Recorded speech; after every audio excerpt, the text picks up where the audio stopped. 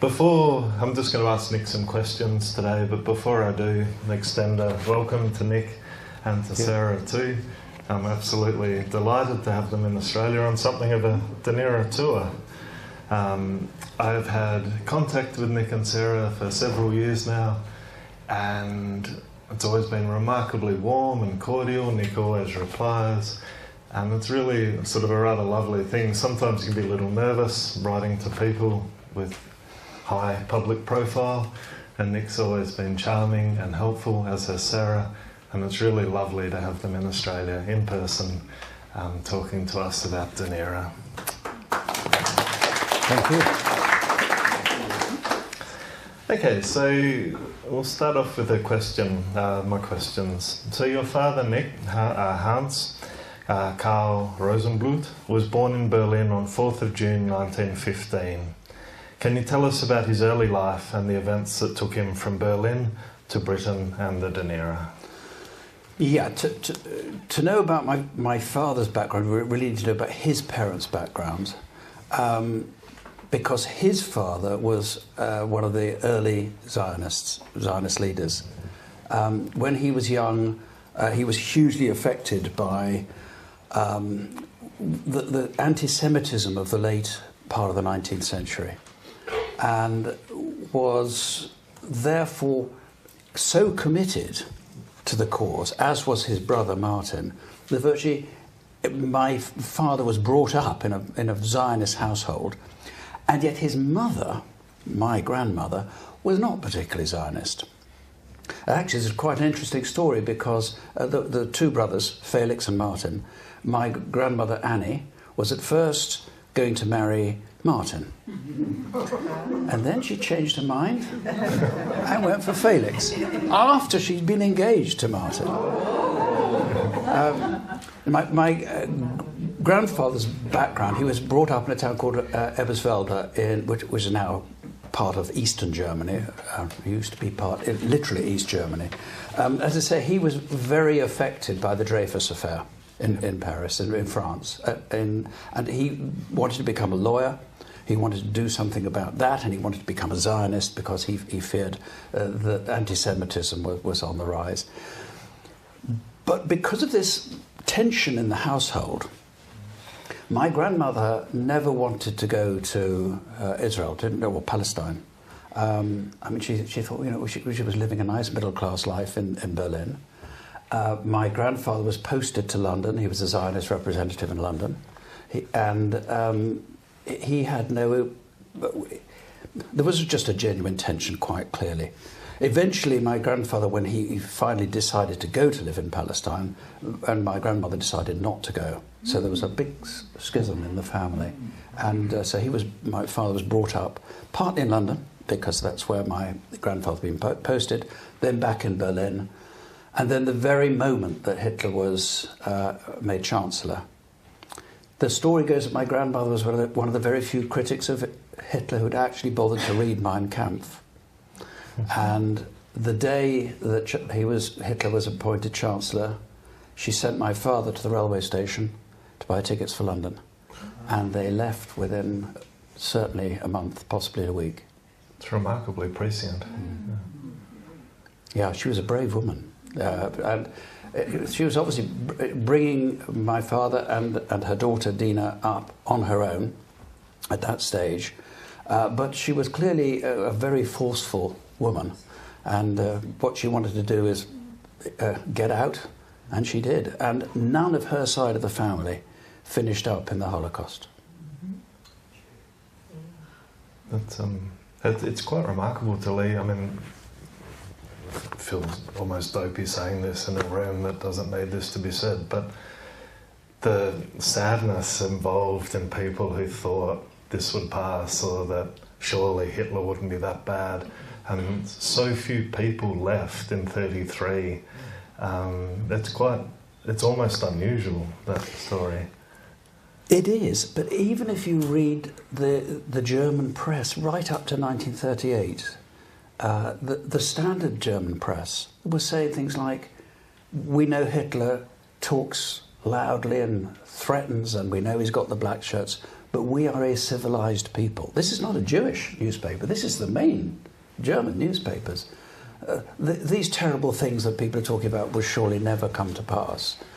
There was this sense that this couldn't possibly happen in such a civilized nation. So yeah, she was present, she was unusual, and we've existed because of her prescience. Can you mentioned your grandfather there, Pinchas Rosen, who became Israel's first Minister for Justice, as Merav said. Can you tell us more about, I'm going to jump forward a little bit, about his career and life in Israel? Yeah, he founded what we now consider the Liberal Party in Israel. He, as a lawyer, represented German Jews who were trying to emigrate and got a following in particular among Germans who were new to Israel. Formed a political party. I mean, he'd be rolling in his grave if he saw what the politics of Israel are now, because he was, if you think of the Stern Gang and the, now represented by the Netanyahu lot, he would have been at the other end of the extreme. He wasn't a socialist, he wasn't a communist at all, very much liberal, but he wanted an accord with the Arabs, and so although he was very close to Ben-Gurion, there was a tension between them, particularly when it came up to the Declaration of Independence, because my grandfather was insisting that they keep trying to get agreement with the Arabs. And there was apparently something, not a breakdown, but there was others were getting so frustrated with him because he wouldn't sign. And I think he was the last person to sign the Declaration of Independence, or last person to agree to sign it. But he did. He then became Minister of Justice, not because his party had much power, actually. I think it was, several books have talked about, he was regarded as a man of great probity. And Ben-Gurion and his colleagues wanted someone as Israel's foundation, who clearly would not be swayed by good or ill, which came to serve him ill later on. I'm happy to talk about that. He also commissioned and partly wrote the constitution, Israeli constitution. So, and he was, I think it served 7 or 8 times as justice minister in the early years. So he had quite an impact. I might as well tell you the story now. Then what happened was the Levon affair. I don't know if any of you know about the Levon affair, but it had this sort of, for my grandfather, an echo of the Dreyfus affair in France. An officer had been, he thought, probably wrongly accused of causing a dreadful military cock-up in Egypt. The Prime Minister wanted it hushed down. And my grandfather was the Minister of Justice, said, you can't hush something down. And they had an argument over it, and there was a commission of inquiry, and it cleared the man. And I don't know if it's true, but I read somewhere that Ben-Gurion and my grandfather never spoke again after that. As an aside, did your grandfather ever write a memoir or an account of his life? No, there's a biography of him, an official biography, but it's in Hebrew, and I don't speak a word of Hebrew, I'm afraid, so I can't tell you much about it. So also on the Dunera was your father's cousin, Eli Rosenbluth, who was born in Copenhagen on 20th of November 1919, so about 4 years younger than your father. I understand that he and your father were very close. Can you tell us about their friendship? Well, I can't tell you much about it because I don't know much except what I've subsequently read. Firstly, I called him Eli as well. Apparently it was pronounced Eli. And I know that they were very close. I mean, one of the reasons I know they were very close is when I was about 15 or 16, my father asked to talk to me about something, and he said, whatever you do, if you smoke, drink, he didn't mention drugs because when I was 15 or 16 they weren't a big part of society, I'm that old, but he said, whatever you do, please don't ride a motorbike. I want you to promise me that you will never ride a motorbike. So I said, okay. But I subsequently discovered that Eli, like my father, had got back to England from the whole Dunera escapade, had joined the army, like my father, had survived the war, like my father, until a few weeks before the end of the war, when he was in Italy with the forces, and he died in a motorcycle crash. And for the rest of my life, when I was a child, there was a woman called Deborah. I couldn't quite work out what relation she was. And a cousin called Anthony, who I was very close to, never could quite work out what the relationship was. And actually Deborah was the English wife of Ailey. And she'd become pregnant while Ailey was off in Italy, so Ailey never met his son. And they were close friends of ours, and I could never quite work that relationship out until much, much later. I think clearly from your answer, I mean, I'll come back to Dunera in a second, but Dunera generally was not something your father spoke of to you? I knew nothing about the Dunera. Nothing. And it's only when I started researching it that I suddenly understood, really understood, why so many Holocaust survivors never spoke about their experience. It's partly because we, the next generation, we're busy living our own lives. We don't ask about our parents. My children have never asked about my parents. I've had the British television licence payers' expense. I've had the most remarkable life, seeing the most extraordinary places and talking to the most extraordinary people. My children never asked me. So it's partly that. But it's the shame. It's the shame of being a prisoner. And my father's letters, and I've got something, we mentioned this a little earlier. You don't know what this is. And I didn't know what this is until literally a few weeks ago. After my father died, we found a whole lot of papers, which my sister put in a great big bag, and we went through them, didn't know what to do with them. And eventually, last year, we thought, well, there are obviously huge bundles of things about Dunera. And I spoke to someone at the Imperial War Museum. They now call them IWM. They don't like the word imperial anymore. And they almost bit my arm off. Can we have these things? And there were some wonderful pictures and fantastic documentation in there, a huge pile of stuff. So we gave it all to the IWM. Just before we were heading, well not just before, 2 weeks before heading off here, I was clearing out some old files, some completely different files that were in a different filing cabinet altogether, and came across a whole new stack of papers. And here they are. My father was the hut captain, I think, of Hut 26 at Hay. And so he's got the records from that, but he was also in charge of the post office. So in effect, he was the secretary for the camp. So in here, apart from all the stuff I've given to the Imperial War Museum, is an extraordinary trove of documentation, record after record of who said what and so forth. But there's also some wonderful things I'd like to show you. And I'm going to give these to you. I'm going to give these to you on the basis you promise they will go to the museum where somebody can get access, other academics can get access to them. Absolutely, honoured and delighted. So here, paper was short there, so a diary was a third of a notebook which had been cut this way and this way. There's only a little bit part of it. This is my father's diary that he kept from the first day of arriving. There's stuff about what happened on the Dunera, but it also talks about the shame of, and as they were driven through Australia, even after the appalling things that had happened on the Dunera, the shame of being prisoners, the shame of people going thumbs down, because they all thought they were Italian or German prisoners of war. But there's some wonderful things too about how wonderful then the Australians were when they actually finished up at Hay. This after the horrors and deprivation on the Dunera. First it was the food, but how wonderful the officers, and right down, he says, to the most junior soldier, how honourable and decent they were. So there's some marvellous stuff in there. There's some also, although I'm afraid most of the art has gone to the Imperial War Museum, here's a classic from his cousin Ailey.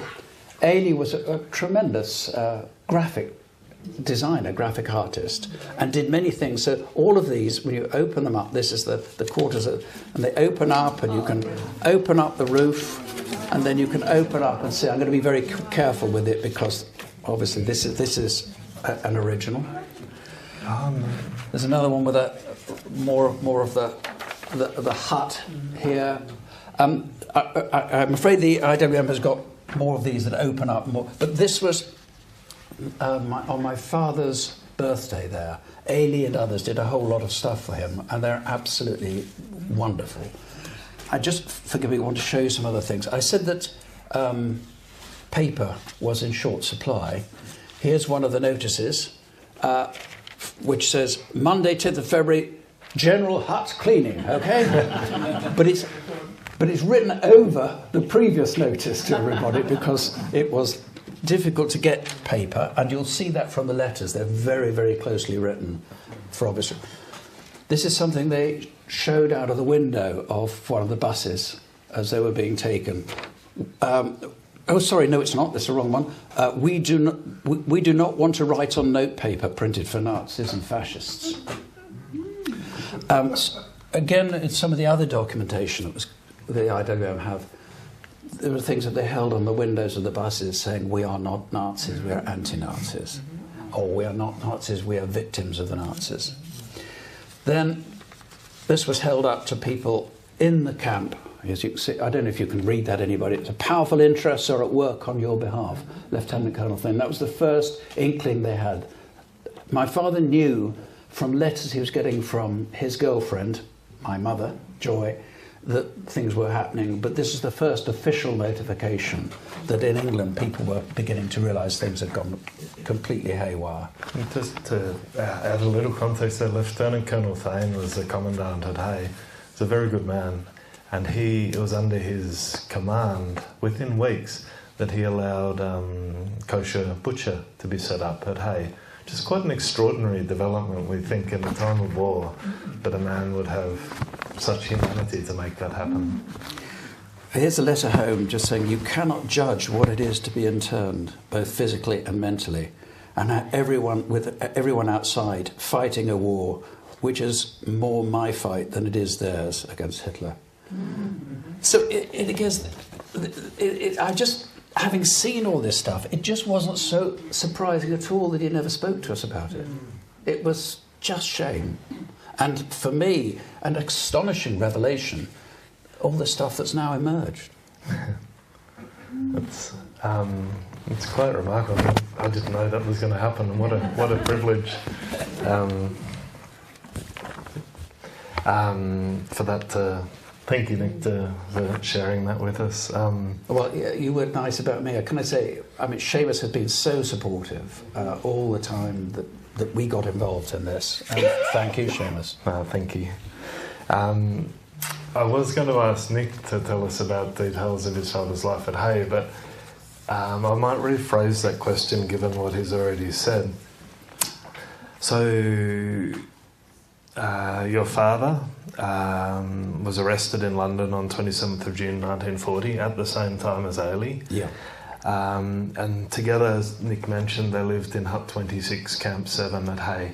And Hut 26 is probably the most famous of all the Dunera huts for the collection of men that was in that hut, including Erwin Fabian, who died in 2020, aged 104. Many of you would know him as an internationally recognised sculptor.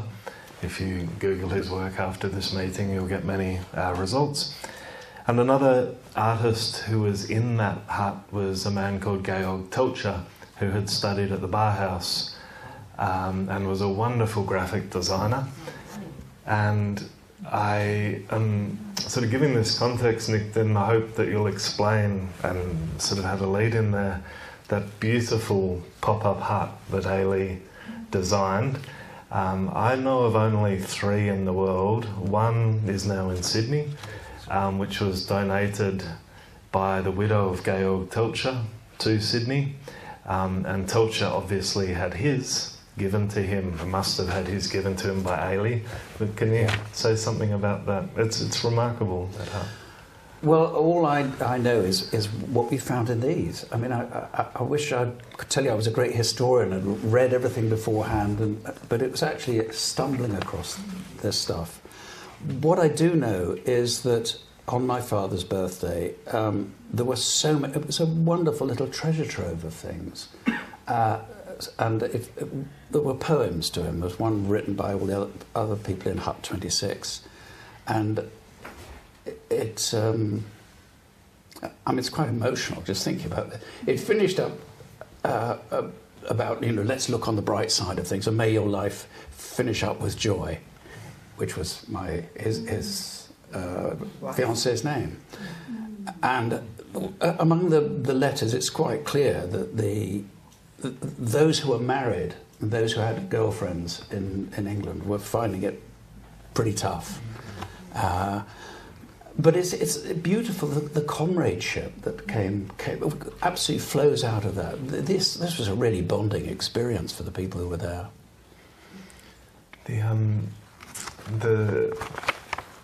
I think that's absolutely right. And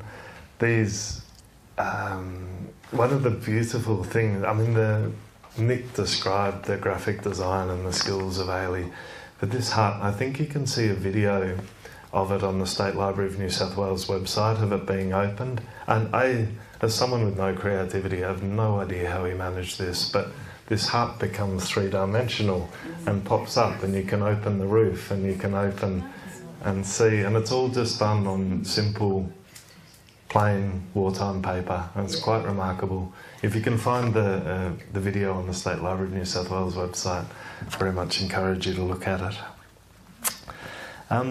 Hans's and Ailey's internment experiences were essentially identical. They left Hay on the same date, they went to Tatura and then left Tatura on the same date, and then they left Australia on the same date. So on 15th of October 1941, which is relatively early in terms of the Dunera story, they sailed for Britain on a ship called the Ceramic. Incidentally, I know that because in here are the lunch and dinner menus on the Ceramic. And when you think what they went through on the Dunera on the outbound, and then coming back, they're offered a dinner menu with all these wonderful things in the middle of wartime. The contrast must have been astonishing. And in Britain, so the reason that they could be released as early as October 1941 is they had signalled their intention to join the pioneers in Britain, which they did. In Britain they joined the Pioneer Corps. Do you know if they ever considered staying in Australia or determined to get home? Certainly my father, all he wanted to do was get home. And remember, for him, unlike for some of the others, England was his home. Yeah. He'd been in England since 1933. He'd actually been in London before then, because when his father was posted to London, so he had much of his formative years in London. He was engaged to an English girl. There was no question he wanted to get home. Ailey was already married, certainly was also engaged. Incidentally, both these Jewish boys both marrying English Christian girls. Fascinating parallel there as well.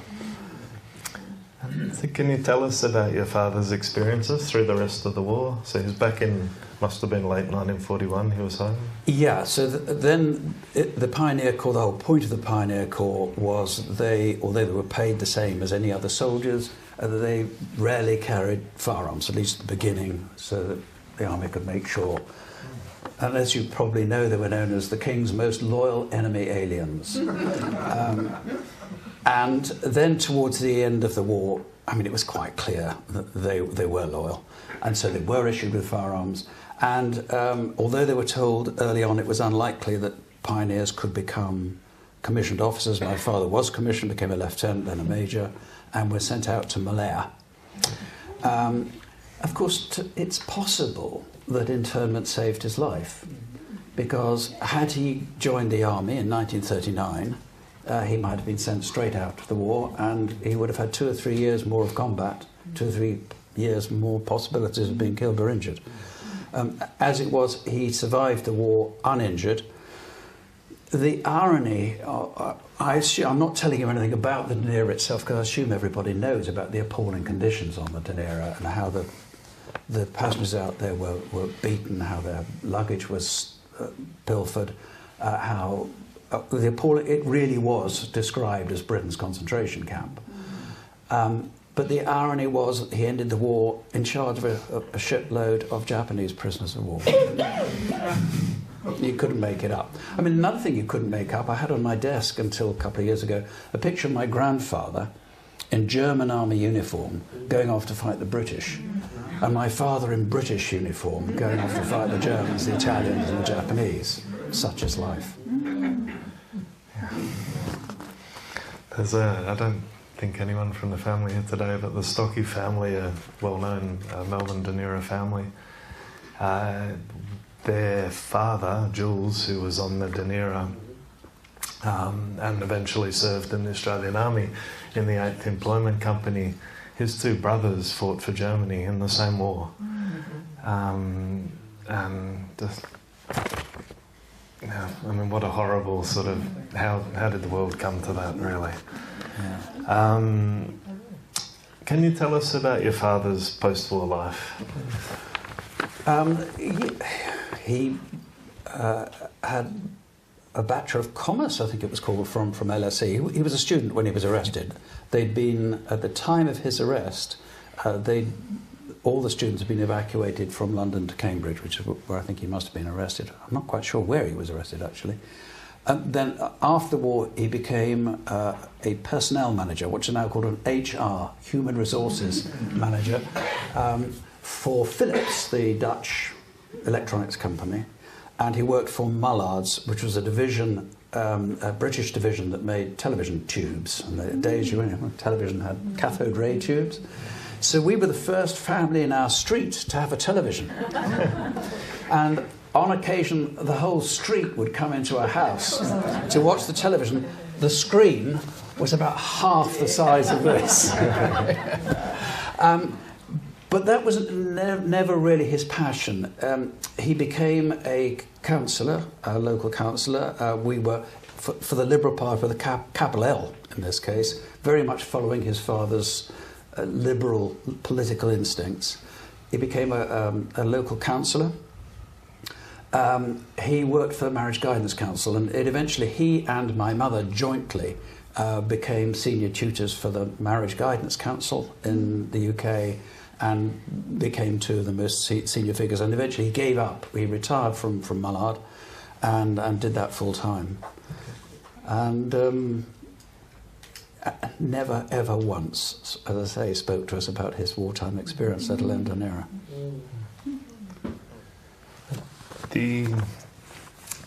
When I did my PhD in Edinburgh, and I remember watching you on TV, and it's a ubiquitous presence on British TV for a long time. And there's a he's showing his age now.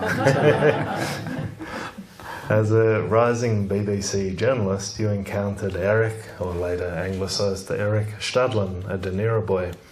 And Stadlin's older brother, some of you may know, was Peter Stadlin, who was a world-famous concert pianist, who was also on the Dunera. Can you tell us about your encounters with Eric?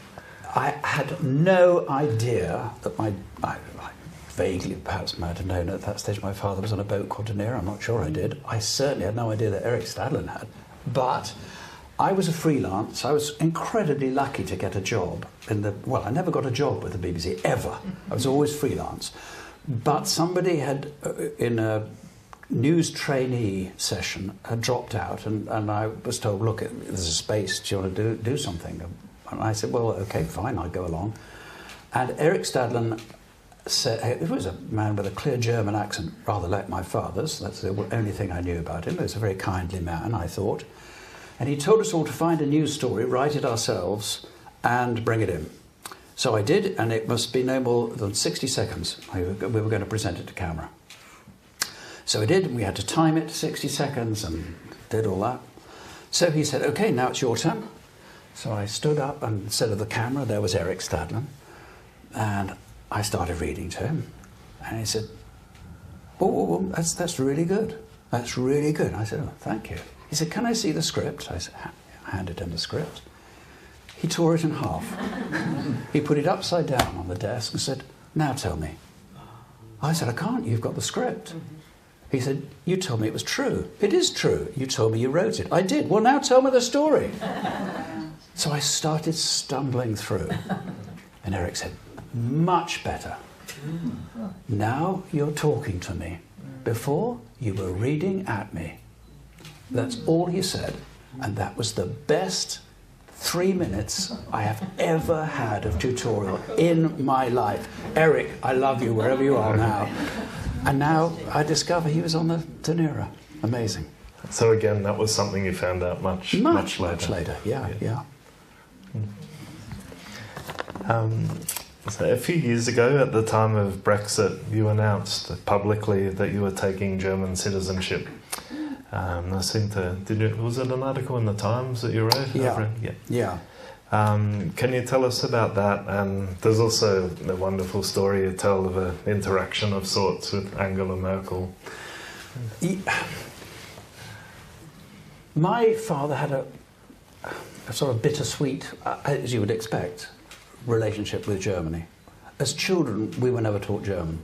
Nobody spoke German. He despised Germany. He would never go back to Germany. Only very much later in his life, he must have been well into his 60s, old schoolmates had found him and begged him to come back for a school reunion. He absolutely wouldn't. My mother eventually persuaded him. And I think very reluctantly, they went back to Berlin. He met some school chums, and they got on famously. And then they went back again. I went back after his death to look at where he had been brought up, a road called Klopstockstrasse in Berlin, which no longer exists. The British had seen to that. It no longer exists in any form whatsoever. But I did go to this town called Eberswalde, which was where his family had come from. And later on, Sarah came with me, with 2 of our boys. And I said, I think that's the house where my grandfather was born. We were looking through the window, and this German guy came up, sort of staring at us, and demanded in German, what are you doing? And Sarah, I didn't know she'd done German at school, somehow stumbled out, the father of my husband was born here. And the man said, wait. And we weren't sure if he was going to get the police or what he was going to do. And about 5 minutes later, a man pedalled up on a bicycle and wanted to know why we were here. And we said exactly that. And a bit difficult through translation, but he spoke decent English. And he said, and your name is? And I said, Nicholas. And he said, Nicholas Ross. Yeah. So your sister is Judith. I'm like, what is this man talking about? And what we discovered is that virtually every town in Germany, the immediate generation, I don't think exists anymore, was so ashamed, so perplexed, so bewildered about what their parents' generation had done, that there were people like him who were the town historians. The street names had all been renamed after Jews who had been arrested and taken away. He knew everything about our family, he traced our family. He knew distant members of the family who had gone to concentration camps, but I knew nothing about. He went and took us to the First World War Memorial in the little village, where he showed the absence of my great-uncle, who died in the First World War, because the Nazis had taken down his name because he was Jewish. And took us... And then when we went back, we were taken out to lunch by the mayor of Eberswalde, which is a decent-sized town. It was just extraordinary. And I felt Germany... I'd also been to Japan, and Japan had absolutely denied it had ever done anything wrong in the war. You go to Hiroshima, it's as though, out of the blue, the Allies had decided to drop an atomic bomb on Japan. But my experience in Germany had been so different. And I decided I would take out German citizenship. This is long before Brexit, incidentally. And then the final straw for this was going to the German embassy in London to pick up my documentation. And there was a woman there, Angela, what's her name? Not Merkel, but Angela, some guy there. Anyway. As she handed me her passport, she said, "It is my great privilege on behalf of the people of Germany to give you back the passport which should never have been taken away from you. And it's hugely emotional. And I mean, that's why I did it. Anyway, I wrote a piece for the Times, but before that, I wrote a piece to Angela Merkel. I mean, the pretentious thing of writing to the Chancellor. But I said in the letter, look, you'll never ever see this letter, but I hope that one of your staff would at least tell you that one person wants to thank you in your country, and this is why I've done it. And then I get a call from her office, from her spokesman, saying, well, actually, she has seen your letter, and she's asked me to give you a call and thank you for it. And I said, well, why is she? He said, look, I've got to confess. I'll tell you what he said in English. It was a crap news day. Everything was going wrong. It was the only nice thing we had to offer that day. So Angela Merkel did actually apparently get the letter. So there you go.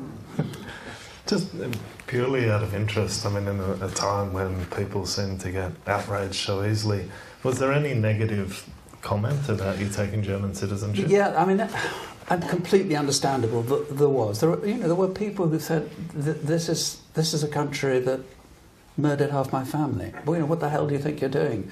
And my reasoning was, this isn't the country that murdered half your family. This is so different, so different. Now, of course, just recently, in the last couple of months, Germany has decided to rearm, as, of course, as Japan, but through very, very different reasons. It is still and we've seen about the rise of the far right in Germany. Yeah, but we've seen the rise of the far right in France. Look at Brexit in Britain, which was caused by nationalism. We've seen a certain amount of, we've got a new party in Britain, which is, to many minds, unpleasantly right-wing. So I don't go along with those who said it's deep in the country's culture, that's what I'm not saying culture's got nothing to do with it. If you look at Russia and how that goes back through from the what they call the Beaux-Arts to the Commissars, to the Tsars to the Commissars, it's a nation which has never known democracy. It's always known kleptocracy and autocracy. But Germany had a whole series of different things. And also remember, there's East Germany and West Germany. The Romans had occupied only part of Germany. And it had always been a divided country, and Hitler always got the most of his support from the part, which incidentally supported the communists and is still the most nationalistic. So I understood why people objected, but I thought that you certainly can't blame the grandchildren and the children for what their predecessor has done, any more than you can blame me for slavery and for the British Empire. Or praise me for it if you want, depending on your politics. It's, I can well imagine that the comment when you got your passport back. I mean, what a powerful sense of occasion. And I feel emotional thinking about that. It must have been quite something for you. There's another little incident. I've never really used my passport, except once when we were going into Germany. And my wife was waiting, and the queue was ludicrous. I'll go through and get the baggage and see the other side. Went through, no queue, of course, and there was a woman at the passport desk who took my passport, spoke to me in German. I said, I'm sorry, I don't speak any German. To which she said, well, welcome home nevertheless. And I'm just trying to think of a British border guard, of somebody else coming and saying, I do not speak English, saying, well, welcome Britain nevertheless. Sorry to indulge, somewhat of a self-indulgent moment, but when I came home to visit my parents when I was studying in Edinburgh and then returned to Britain, and I was always given quite a hard time when I got to the British border, and the British border officer said, what are you doing here? And I said, I study in Edinburgh, just going back. What do you study? I'm doing a PhD. What are you doing a PhD in? British history. What aspect of British history? I said, Dunera. They said, well, I want you to tell me about that. And so I started, and I sort of got about 3 sentences in. He's like, oh my God, and stamped stamped the passport and said, on you go. So final question before we go to audience questions. And I think probably you've touched on this already, but it'd still be nice to finish on it, I think. What's most significant to you about the Dunera story and your father's experiences, especially now that you know more of them? Well, first, I mentioned I won't go into it again. I think I've never really understood the humiliation part of survivors.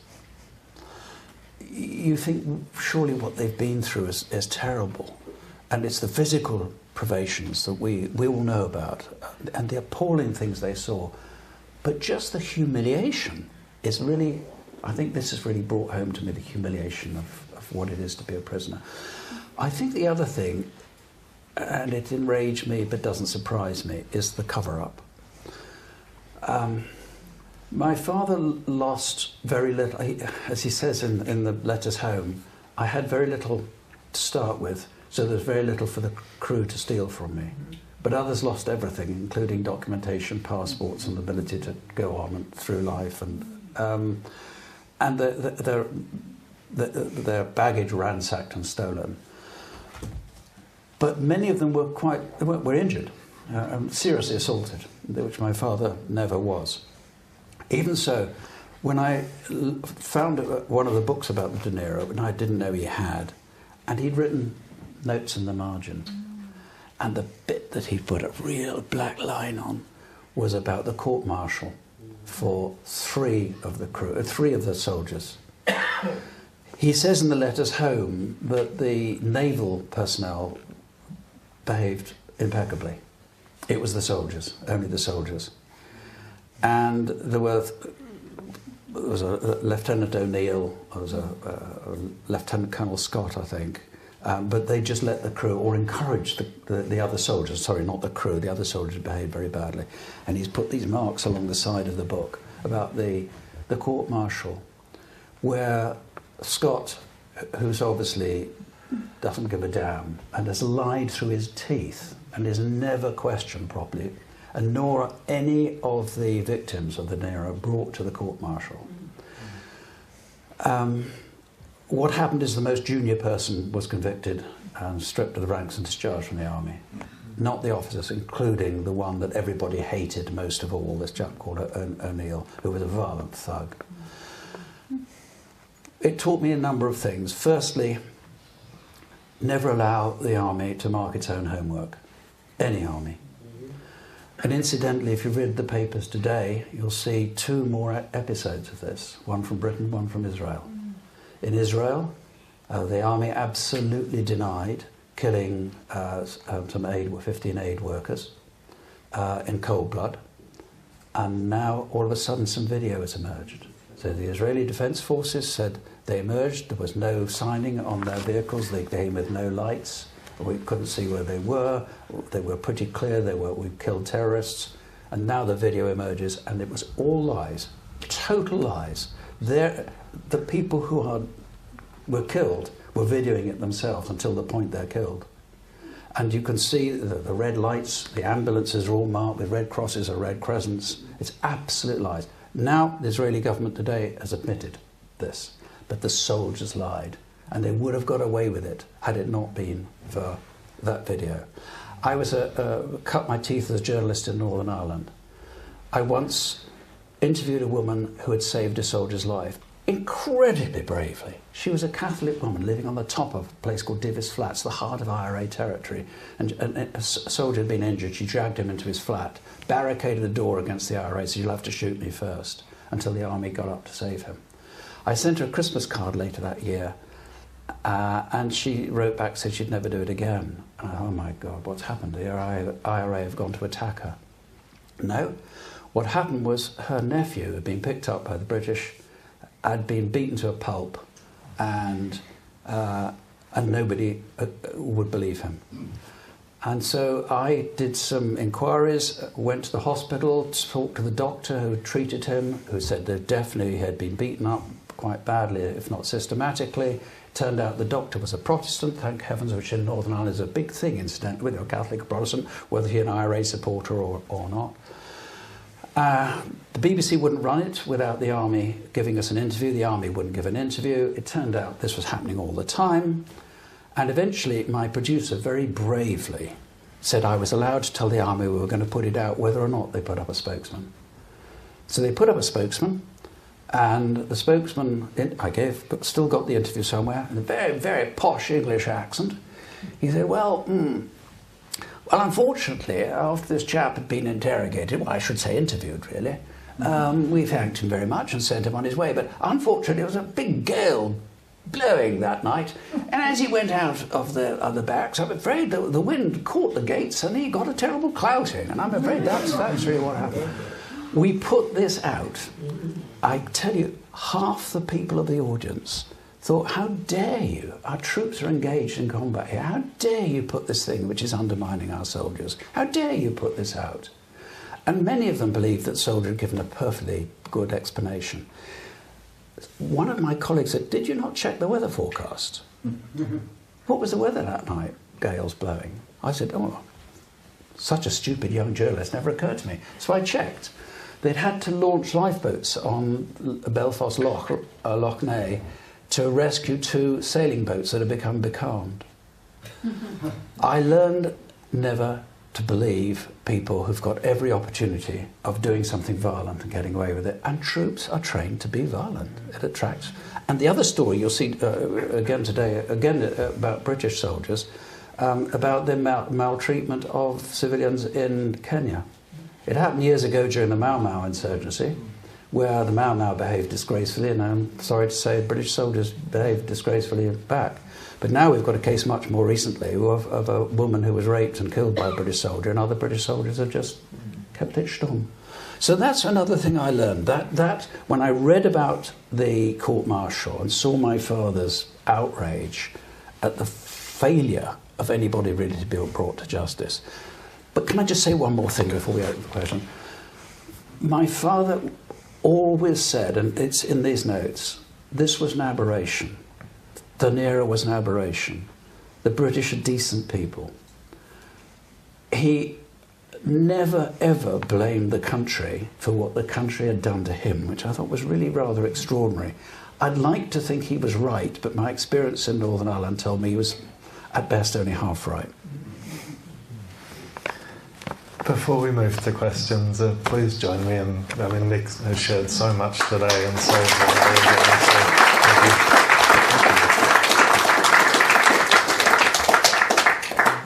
Would anyone like to ask a question, and if so, please wait for the microphone to reach you. Leon. Nick, many thanks. That was brilliant. Microphone's not on. Okay. The microphone's for the video, not for the audio in the room, so it's working. It's working, thank you. Nick, to repeat, that was brilliant. Thank you so very much. I can add to your story about contacting Angela Merkel and receiving a notification from one of her press secretaries. His name was Stefan Siebert. Same person. And he is now the ambassador from Germany to Israel. And I met him 2 years ago in Jerusalem when he presided at a Yad Vashem ceremony, which was to honour the courageous Germans who protected my uncle and aunt in Berlin and in Gross Schönbeck during the Holocaust.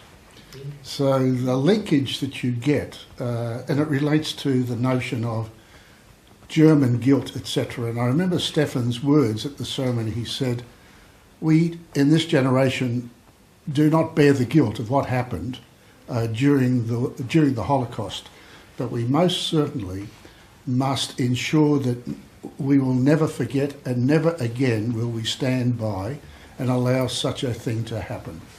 And I thought this was extremely, how shall I put it, the message of this generation. And we've bonded remarkably well with the descendants of the German families who hid my family during the Holocaust.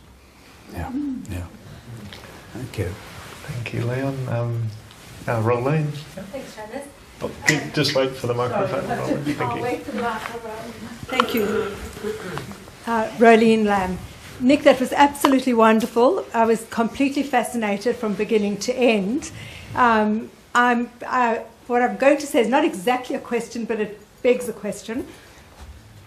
I'm quite in awe of the fact that you have so much material, like original material, that has been saved from Australia back to England through all the years, and you have these original documents and pictures that were all saved. How do such things get saved? Obviously, Dunera was hugely important in his life. He didn't keep much about anything else, and yet all this was a trove that he kept with him wherever he moved. It's the one thing that we found. No, that's not true. There were lots of love letters to my mum. My sister, after my mother died, my sister and my brother and I sat around and thought, what are we going to do with all these? And we decided they were too intimate, we couldn't read them. And to my horror, well, we threw them away with my sister's insistence. And when we started meeting people like Seumas, who are historians, saying, you did what? But yeah, it obviously, this year and a half, 2 years of his life was such an impactful part of his life. Thanks. Paul? Not a question, statement, a little bit of both. Just your story resonates so much, I think, with everybody here, with the relationship to Germany and all those things. And I just think the more you hear other people's stories, the more it just aligns with what my grandfather or my father and whatever went through in those families. And funnily enough, listening to you about going back to Germany, my father, who came here as a 10-year-old, he didn't go back to Berlin until he was in his late 50s, and again fell in love with the place and went back regularly. And also similar, I had the same experience going to Germany last year with my German passport that I'm proud of, and having the same experience of them speaking in German. But funnily enough, a very quick story more so, when my father first went back there with an Australian passport, and again the passport person said, oh, first time in Germany, he said, since the war, and the person apologised. So you talk about that acknowledgement, and yeah, I think I sort of are proud of my background, and hence why I have a German passport as well. So thank you. Thank you, Paul. At the front. Up the front, Janet, thank you.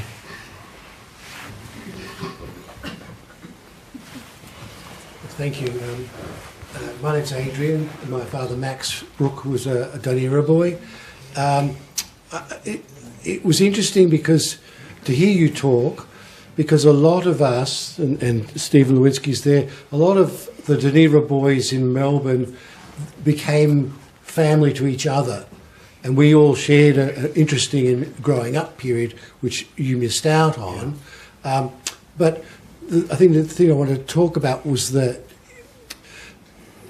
my father grew up in a town near Mönchengladbach called Dulken, which was one of the first towns to embrace National Socialism. So he knew the shame of being Jewish before his bar mitzvah.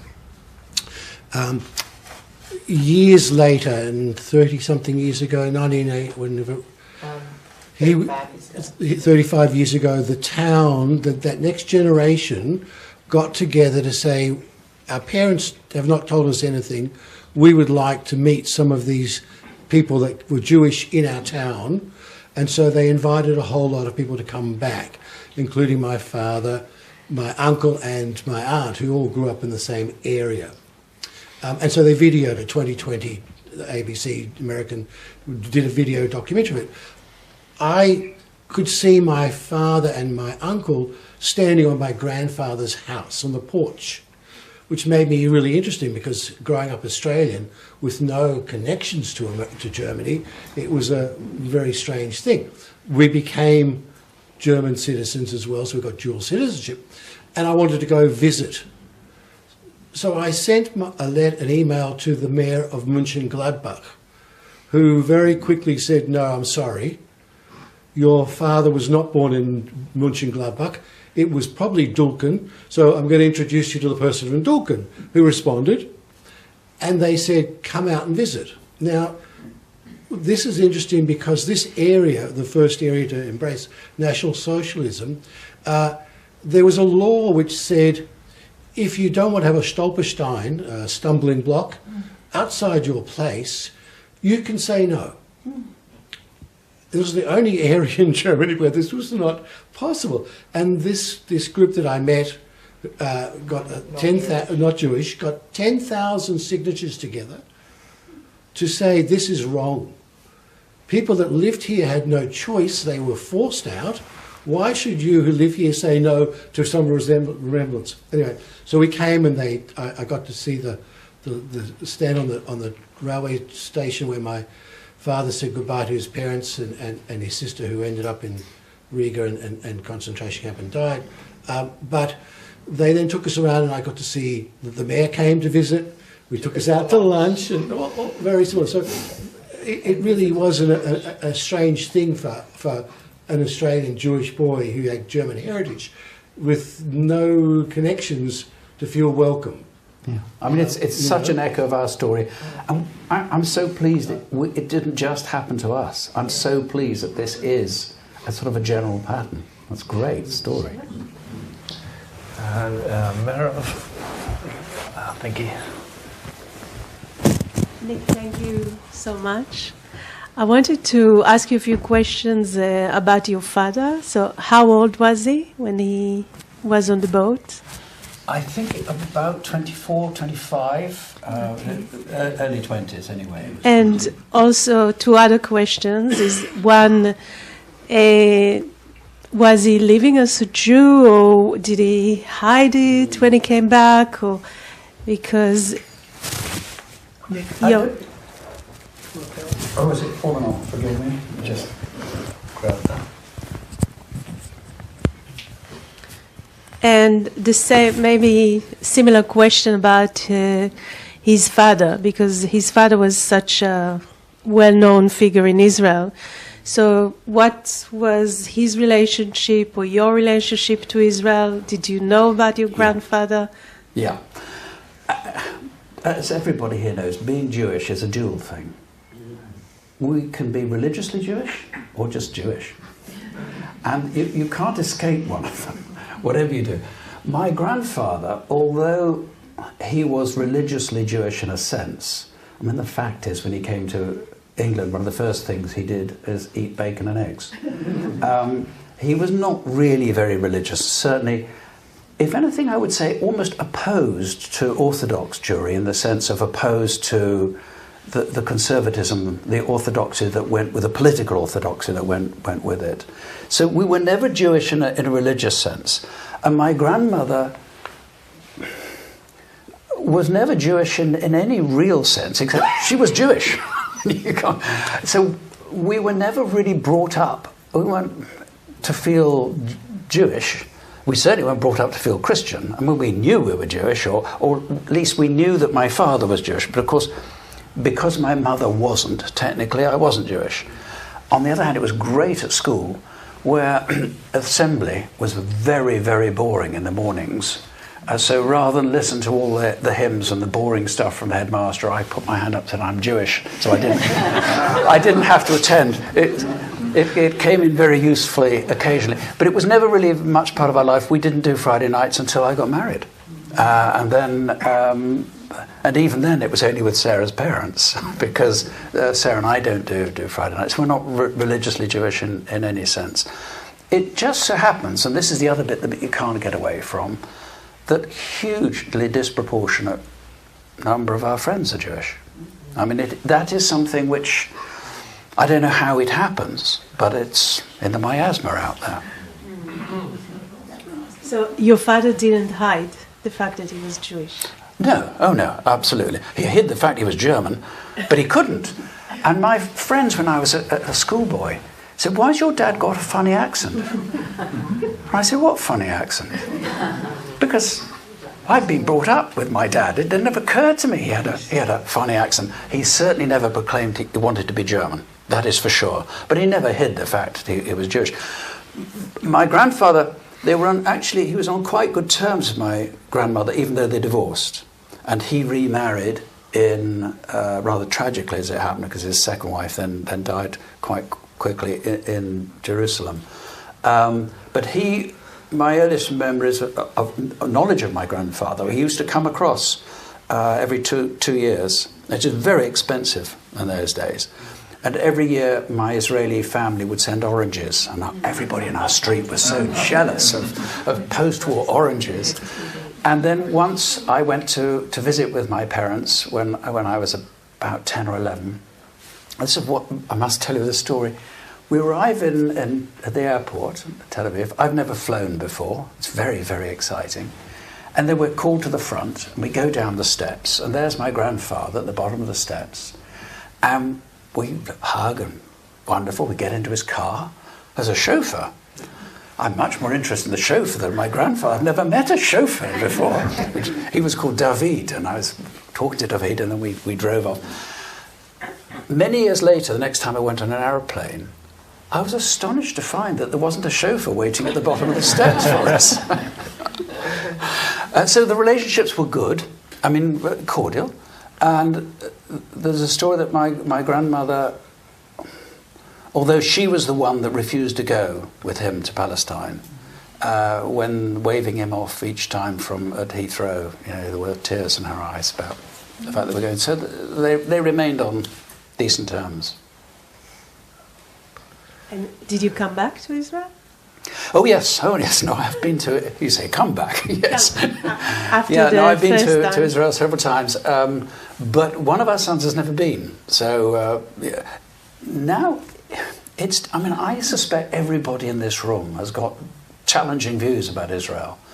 The Israel, when I first went there, was run by the Labour Party. Whatever your politics, you didn't have to be left or right. But the far right was not really a major part. It was always sort of there. This aggressive nationalism, which has sort of swept the world now. It seems to be everywhere. My attitude to Israel is, I think, like many people who are Jewish, or in my case half Jewish, is ambivalent. I was interviewed on the 80th anniversary of the Declaration of Independence as one of the children of one of the founding fathers, and I was asked then, what would you think about Israel? And I said, well, do you identify with Israel? I said, of course, I fight for Israel. I'm an old man, but I'd fight for Israel. I think if I was asked that question today, I'd find it very hard to find an answer. I'm not sure I could come out straight away and say the same thing.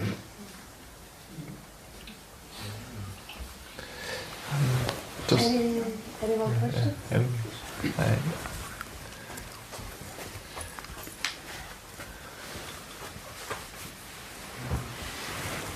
Thanks so much, Nick, for such a clear exposition. My uncle, Eric Tischauer, was on the Dunera. He had a leather works in Upper Silesia, and I had a neighbour of mine was in Surrey Hills, eastern suburbs of Melbourne, was a Dunera boy, Manfred Klein, Mike Klein, and I used to take him to meet a former colleague of his, Harry Unger, both of whom were educated in Berlin at the Ort Technical School. And I wondered whether you ever saw or heard anything of that, because they both spoke with great warmth about their studies there and they got out very late on a train through the Netherlands to England. But have you ever seen anything of the Ort School and its after the memorials to it? I haven't. And again, I just want to confess, and it is a confession of my ignorance, not just about what my father went through, but I knew much more about my grandfather than my grandmother, but there was a relationship here because she obviously went to a technical school of some sort or other. It turns out, because the Jewish Museum in Berlin contacted us and said they wanted to know about my grandmother. I said, why do you want to know about my grandmother? It turns out she was the first woman to become a silversmith and goldsmith in Germany. And when she came to Britain, because of the closed shop system, she was not allowed to continue as a goldsmith. And so she did what many refugees do. She started doing bed and breakfast or doing anything they could to raise money. And she started a toy company. She was a remarkable artist. We've inherited lots of her pictures. And there's no rubbing out. With a single line, pencil line, she could do just about anything. And she made these cut-out toys and had a company called Fancy Craft. So she'd obviously got a lot of technical training from somewhere. And incidentally, I think the proudest moment of her life was in 1951, when there was something called the Festival of Britain. Britain was trying to pick itself up after the Second World War, and this sort of festival, which was on the south bank of the Thames. I remember being taken as a child. All I wanted to do was go to sleep. It was so noisy, lots of bright lights. My grandmother had been chosen to represent British toy making. Here was a German Jewish girl, denied her right to be a silversmith in Britain, but being chosen to represent the country she had adopted. And she was so proud of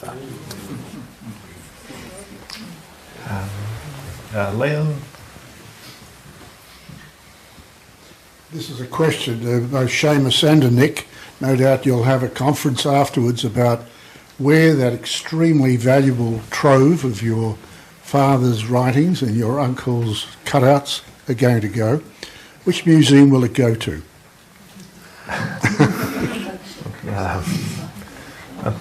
Likely to go to. I would always follow Nick and Sarah's wishes, of course, but if they were to ask me for a recommendation, I would suggest the State Library of New South Wales on the basis that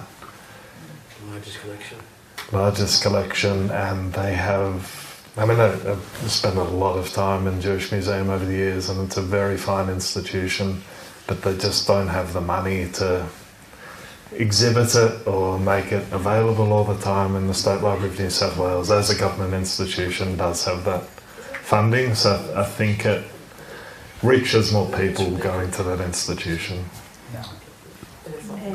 Maybe Danny would like to say something.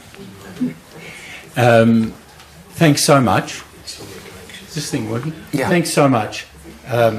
You've had a vote of thanks already from my wife, the chairman of the Lamb Library. Marava's extended a vote of thanks as well. So, third time lucky for both of you. Seumas, notwithstanding everything that you've said, the Lamb Library is happy to make a pitch to keep this material and to exhibit it. And, now's not the time for appeal. So maybe we're short of money, but we're actually not short of money for something that's very close to our hearts, because my father was a Dunera boy. And what I thought was fascinating in your presentation was that there are many of us here who are the children of Dunera people, and I think our stories are all different. Yeah. And Marab's invited me to say something on a future occasion, and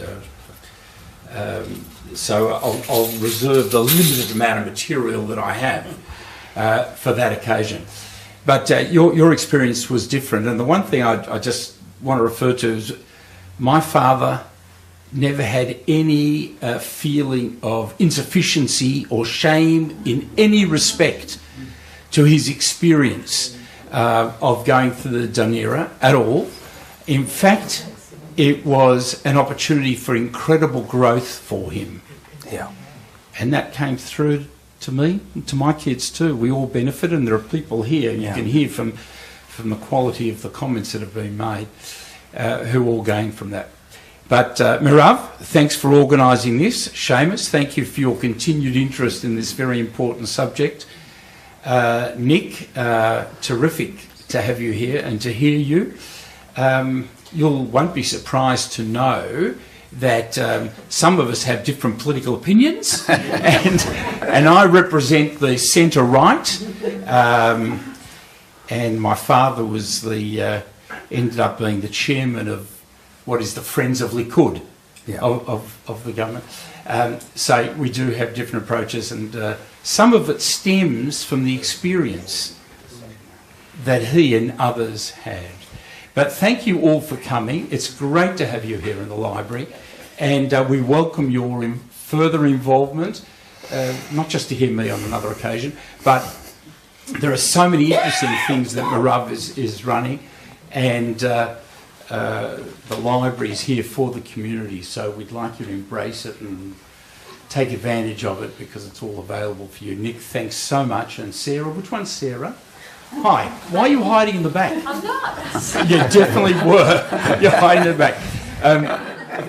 Thank you for coming, and thank you for being involved. This was really wonderful. It was great to hear you speak. Danny, can I say one thing? Bavakasha. I just wanted to say about Holocaust survivors here, and maybe the same goes for the Dunera boys. There's something really different. For growing up in Israel, Holocaust survivors did not get the respect, and they did not flourish the way they did in Australia. Mm-hmm. So there's something different in the community here, and I don't know how to explain it. And what you said about your father and about Holocaust survivors that came after the war, like there was so much pride, and I wish your father could have felt the same thing in England, and a lot of people in Israel who did it, so who didn't. And I think there's something, I mean, I'm not originally from here, I'm now part of the community, but I think there's something really, really unique and different about the Jewish community in Melbourne. It's very, very interesting. It's very, very interesting. Early on in the piece, there was a visitor from what was known then as the Jewish Welfare Society. And this representative came to check on the incarcerated people. But he did say, we don't want you refos to stay here. When it's over, clear out. I remember the details. My father was disgusted and so on. But the numbers of Jewish refugees who came here, post-war survivors, effectively doubled the population, the Jewish population. I mean, you know, just round figures. And they had an enormous impact. And I think the explanation, Mirav, is Israel was struggling with its development, you know. And you Israelis somehow had a view that you were condescending to Jews who allowed themselves to end up in that situation because you'd already fought for your independence or you had already been involved in the resistance for a long time. Here in Australia, it was a different ballgame. But our Australian Jewish community is a very strong community, a very confident and assertive community, a proud one, feel 100% committed to the Commonwealth of Australia, real dinky die Aussies, and it doesn't matter what our religious persuasion is. And I think that's the way the majority of the Australians feel. I was just looking for one of the points that I've just read about this and only discovered this last night, just looking through these again, where again and again he talks about the warmth of the Australians. The documentation shows otherwise, exactly as you said. There were anti-Semites in government who said, we don't want these awful people here in Australia. But everything my father writes about meeting actual Australians is about warmth and welcoming. Listen, I'll just give you one story to go away with. On that train ride on the Friday night, Seumas will know this because he was involved in interviews with my dad and so on. They're on the train. they've been met by, half the Australian army, And one of the soldiers taps my dad on the shoulder and says, Shabbat Shalom. He wasn't a Jewish soldier. He was an Australian soldier who had served in Palestine and had the warmest memories of the Jewish community. And my father, who was, very, very fast, he said, I've got a sister living in Charnwood Crescent in St Kilda. Will you tell her that I'm here? Just like that, and gave an address.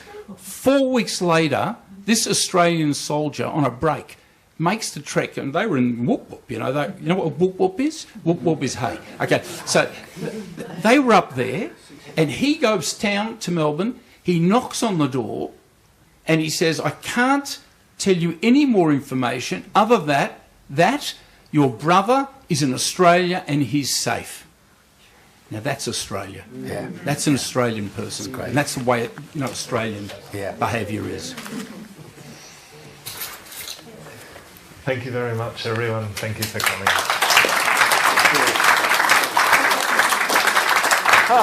Thank you, Nick. Thank you.